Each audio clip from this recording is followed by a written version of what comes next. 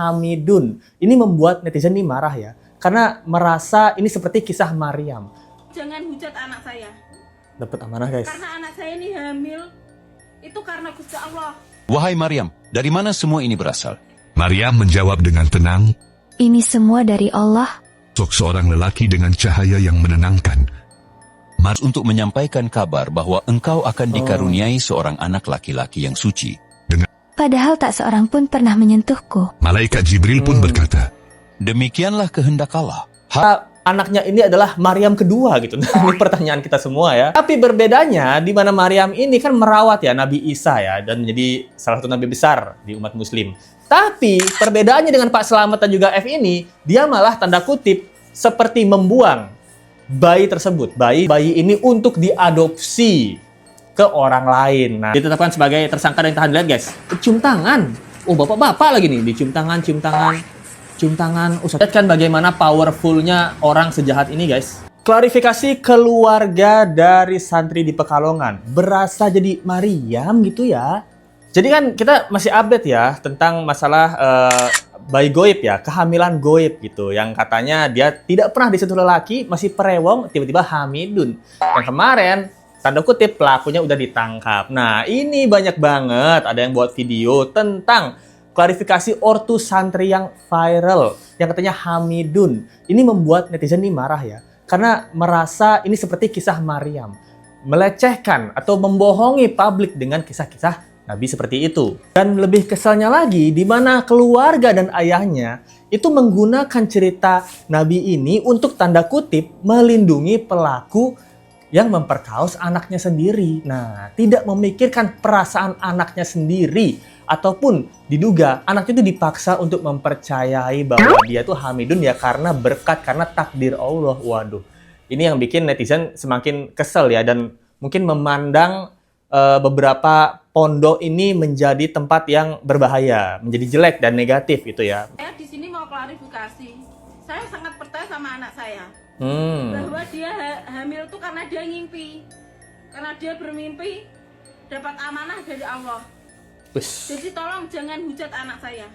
Dapat amanah guys. Karena anak saya ini hamil itu karena Gusti Allah. Saya percaya itu dia tuh anak baik-baik.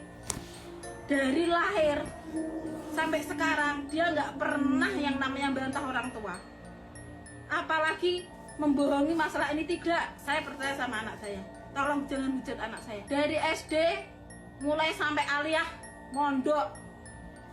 Jadi akhlaknya baik. Saya tahu itu karena dia anak saya. Anakku ki lho, demekan karo wong lanang urung tau pernah.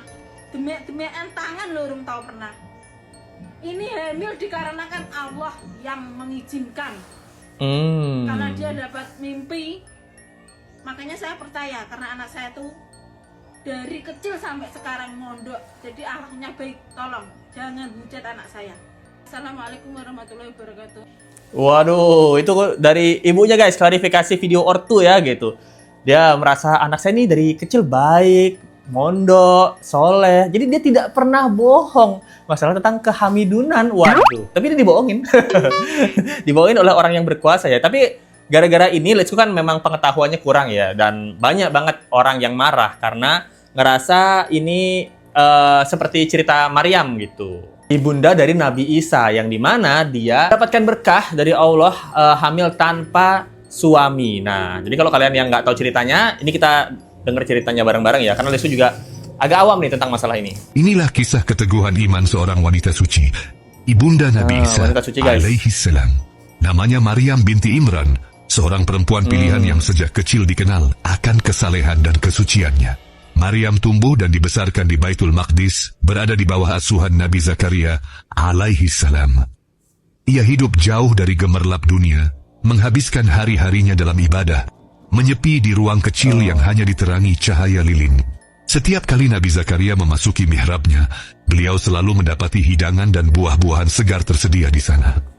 Dengan penuh keheranan, Nabi Zakaria bertanya, Wahai Maryam, dari mana semua ini berasal? Maryam menjawab dengan tenang, Ini semua dari Allah. Sungguh, Allah memberi rezeki kepada siapa yang Dia kehendaki, tanpa batas. Namun ketenangan itu perlahan berubah menjadi ujian besar.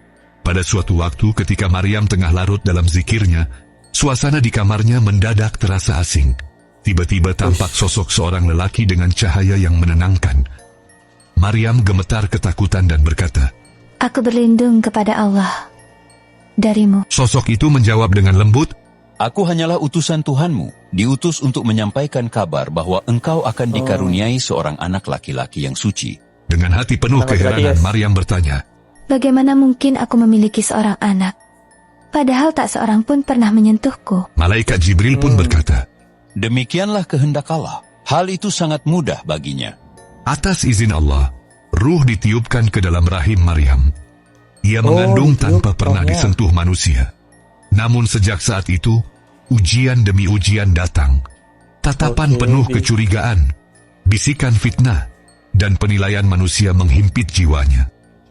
Maryam memilih menjauh, menyendiri di tempat yang sunyi dan tandus. Di bawah langit Palestina yang dingin, menahan rasa sakit dan kesedihan seorang diri, ia bersandar pada pangkal pohon kurma. Dengan suara lirih, ia berdoa, Wahai Tuhanku, seandainya aku wafat sebelum semua ini terjadi dan dilupakan manusia. Lalu terdengarlah suara yang menenangkan, Jangan bersedih, Tuhanmu telah menjadikan aliran air di bawahmu. Goyangkanlah pohon kurma itu, niscaya buah-buah yang masak akan jatuh untukmu. Maryam menggoyangkan pohon itu, dan di tengah air mata serta kepasrahan, lahirlah seorang bayi yang kelak menjadi nabi besar, Isa bin Maryam alaihi salam. Wah, itu dia guys, kisah tentang Maryam ya, gitu, ibunda dari Nabi Isa. Jadi apakah ini yang digunakan keluarganya atau sang pelaku untuk menutupi kehamilan yang terjadi? Nah, masalahnya kalau dari sini, wah ini tersentuh banget sih, let's go denger cerita ini ya. Di sini kan melihat malaikat ya, kalau di sini sih bilangnya malaikat Jibril. Sesosok malaikat yang diutus lalu meniupkan roh ke tubuh Maryam dan membuat Maryam hamil tanpa pernah disentuh oleh lelaki.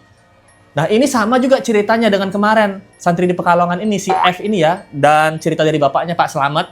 Pak Slametnya bilang, anak saya ini hamilnya itu takdir Allah. Kenapa? Karena anak saya hamilnya waktu di malam hari. Perutnya membesar waktu di malam hari dari maghrib sampai isya. Terus kemudian lahirlah bayi tersebut. Dan ilustrasi ini let's go ngelihatnya juga kondisinya di malam hari, sama juga mimpi dan didatangi sosok malaikat yang tiba-tiba memberikan karunia pada Maryam. Nah, jadi benar-benar dia mengcopy atau dia merasa anaknya ini adalah Maryam kedua gitu. Ini pertanyaan kita semua ya. Tapi berbedanya di mana Maryam ini kan merawat ya Nabi Isa ya, dan menjadi salah satu nabi besar di umat muslim. Tapi perbedaannya dengan Pak Slamet dan juga F ini, dia malah tanda kutip seperti membuang bayi tersebut. Bayi dengan 2,9 kg beratnya waktu lahiran. Karena dia memberikan bayi ini untuk diadopsi ke orang lain. Nah, ini kan salah besar ya. Kalau memang inilah takdir Allah dan juga sangat-sangat magical, ya kenapa kamu membiarkan bayi ini diadopsi orang lain? Katanya sih bayi ini diadopsi orang lain karena F-nya ya, si korban ini mengalami gangguan mental ya, mengalami trauma berat atas kejadian seperti ini. Ini dia yang bikin netizen marah gitu dan kesel. Kok cerita-ceritanya di Maryam-Maryamin banget gitu loh. Nah, balik lagi tentang konten yang tadi, dan ternyata setelah viral di sosial media, kita semua percaya ya, dalam 24 jam ini semua percaya bahwa ibu tersebut adalah benar-benar keluarga asli dari Chef ini, si F ini ya, si korban ini. Ternyata ini semua hanya konten parodi guys. Iya nih guys, ternyata cuma konten mereka berdua guys, konten kreator. Lah kok gelem kowe? Tawaduk. Tak apa-apa lah yo gelem semrintil. Guyune iki surga ndak? Surga. Ternyata dia kok konten kreator mereka guys. Ora. Lah ngene iki surga, jenenge neraka kuwi. Nah itu dia guys, ternyata dia konten kreator. Wah, dan dapat hujatan juga ya, karena netizen bilang dihujat setelah buat konten bawa-bawa Allah gitu loh. Jadi apakah nggak kasihan dengan korbannya ya? Nah, sebenarnya kan yang harus dihujat itu adalah bapaknya, si Pak Slamet ini ya. Kenapa dia mempercayai itu loh anaknya disentuh tanpa disentuh lelaki bisa hamidun gitu? Apakah dia upayanya melindungi pelaku ya? Ini pertanyaan kita semua ya. Kalau memang dari keluarganya melindungi upaya pelaku, wah ini keluarganya salah satu yang bikin si korban ini trauma, guys. Dan pemilik konten juga udah klarifikasi ya bahwa ini semua cuman konten. Ya, saya kan konten kreator. Kalau dilihat TikTok saya, itu sih ya konten semua ya. Jangan dipercaya dong, gitu. Mereka bilang, guys. Karena mereka dapat hujatan dari para netizen ya, gitu. Karena banyak netizen yang percaya awalnya mereka ini adalah keluarga asli dari korban di Pekalongan ini. Dan gak cuma itu, setelah terjadi ya dari Pekalongan tersebut, banyak banget santriwati di Padepokan itu yang dibawa pulang sama keluarganya, guys. Tapi mendengar kabar itu langsung nggak sih langsung ke arah sini nggak nyebut anaknya? Yo langsung Riki, langsung tak jemput tapi lari itu lo nunggu cerita-cerita ke Wangsul kok. Ke sini kan mulai bingung lah. Terus malah ngomongnya Pak Wangsule lagi mau Jumat toh. Sudah berapa tahun sih Bu adiknya? Anaknya mau di sini berapa tahun? 3 tahun. 3 tahun ini. 3 tahun nggak pulang kapan? Yo apa? malam Kemis. Malam lebaran. Malam Kemis. Dia lah rebune sesuk kula mriki. Akhirnya Sempat shock ya Bu dengan info itu. sok malih. Sakit film apa? Menyangka nggak tidur, guys. Sempat menyangka nggak sih akan kejadian kayak gini? Yo orang Sosok.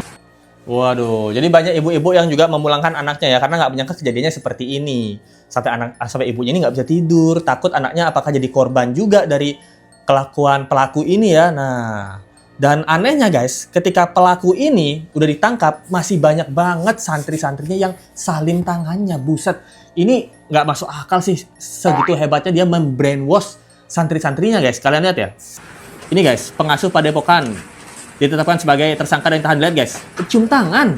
Oh, bapak-bapak lagi nih, dicium tangan, cium tangan. Oh, 1, 2, 3, 4 orang cium tangan sambil nunduk. Oh, 5 orang dicium tangan bolak-balik gitu. Buset. Lihat kan bagaimana powerfulnya orang sejahat ini, guys. Yang bilang juga, itu yang masih salim ngapain, woi? Gue tanya, ngapain kalian masih salim ke pelaku kejahatan yang berbohong gitu? Ini otaknya udah nggak beres nih, apa kalian juga tanda kutip diduga ikut dalam andil ini? Nah, ini pertanyaan kita semua ya. Ada yang bilang, walaupun tersangka tetap dihormati, itulah pondok. Nah, Ariel Noah juga kalah. Ngapain salim? Gua tanya gitu. Itu yang salim diperiksa juga, Pak? Ya, bener sih. Maksudnya, ini yang salim ini saking segitunya dia menghormati si pelaku ini ya, itu kayaknya harus diperiksa deh. Apakah dia ada andil untuk membrainwash santriwati-santriwati apa enggak nih? Ini pertanyaan kita juga. Ada yang bilang lebih mulia salaman sama orang tua ya, setuju sih. Nah, dan sudah ditangkap juga, diinterogasi dari kuasa hukum ya, dari kuasa hukum si tersangka. Dia bilangnya apa yang disangkalkan klien kami selalu menyatakan tidak benar. Dan jadi setiap ditanya, kamu benar nggak melakukan ini terhadap santriwatimu? Dia bilangnya nggak benar, selalu menyangkal apa yang dia lakukan. Masih tetap kekeh bahwa santriwati yang hamidun itu adalah karena takdir Allah. Nah, memang orang-orang seperti ini, orang-orang yang ngeyel gitu. Yang ngeyel merasa dia nggak pernah salah, selalu benar. Nah, lebih kasihannya lagi orang yang percaya. Salah satunya adalah si Pak Slamet, keluarga dari korban F, si Farah ini. Nama samaran ya, Farah ya. Itu juga kasihan juga karena otaknya udah kecuci banget. Secara nggak sadar atau nggak langsung, atau memang dia sadar, atau memang dia langsung, dia melindungi pelaku dari pemerkosaan anaknya sendiri. Nah, bayangkan perasaan anak dan keluarganya gimana? Nah, itu pertanyaan kita semua, guys. Itu kelanjutan update dari kasus hamil goib ya di Pekalongan, yang ceritanya seperti Maryam, ibunda dari Nabi Isa. Menurut kalian gimana, guys? Apakah ada kemarahan, kesebelan ya dengan keluarganya? Coba tulis pendapat kalian di kolom komen. Terima kasih banyak nih buat teman-teman yang udah mensupport. Let's go. Ada dari Asihaza 1147 dari Hong Kong gitu. Terima kasih banyak dari Asihaza. Kalau kalian suka dengan video ini, link super lebih ada link sabar di bawah atau dari Super Tank aja. Kita ketemu lagi di video berikutnya. Sampai jumpa lagi guys. Bye.